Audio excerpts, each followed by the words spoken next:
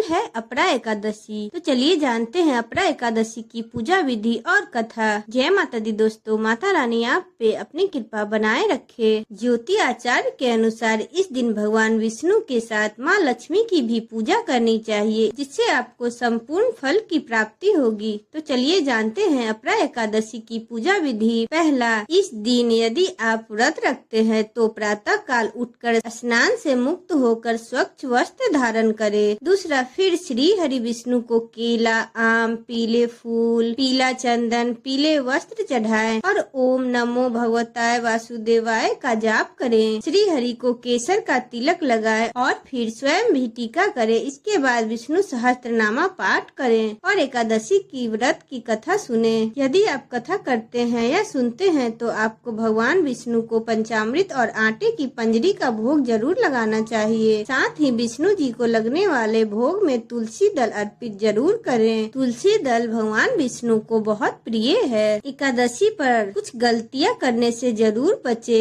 नहीं तो भगवान विष्णु नाराज हो जाते हैं। ऐसे लोग जो व्रत रखते हैं उन्हें कुछ जरूरी बात का पालन जरूर करना चाहिए। पहला, तामसिक आहार और बुरे विचार से दूर रहें। दूसरा, बिना भगवान विष्णु की उपासना के दिन की शुरुआत ना करें। तीसरा, मन को ज्यादा से ज्यादा ईश्वर भक्ति में लगाएं। चौथा, एकादशी के दिन चावल और जरों में उगने वाले सब्जियों का सेवन नहीं करना चाहिए। पांचवा, एकादशी के दिन बाल और नाखून काटने से बचना चाहिए। छठा, इस दिन सुबह देर तक नहीं सोना चाहिए। अब जानते हैं अपरा एकादशी की कथा। भगवान श्री कृष्ण ने कहा, अपरा एकादशी व्रत का महत्व सबसे पहले धर्मराज युधिष्ठिर को बताया था। इसके अनुसार अपरा एकादशी व्रत को करने से प्रेत योनि, ब्रह्म हत्या और पाप से मुक्ति मिलती है। अपरा एकादशी कथा के अनुसार प्राचीन काल में महिषध्वज नाम का एक महात्मा राजा था। वहीं उसका छोटा भाई वृषध्वज बड़ा ही क्रूर, अधर्मी और अन्यायी था, जो अपने बड़े भाई महिषध्वज से घृणा और द्वेष करता था। राज पर अपना आधिपत्य जमाने के लिए एक रात उसने बड़े भाई की हत्या कर दी और उसकी देह को